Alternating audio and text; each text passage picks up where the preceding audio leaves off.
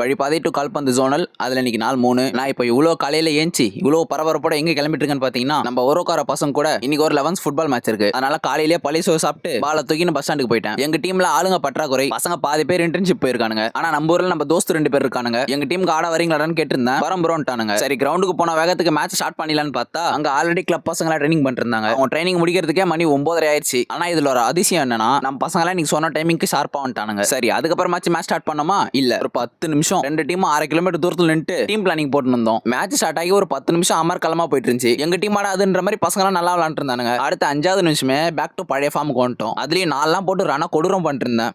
Nicolas Jackson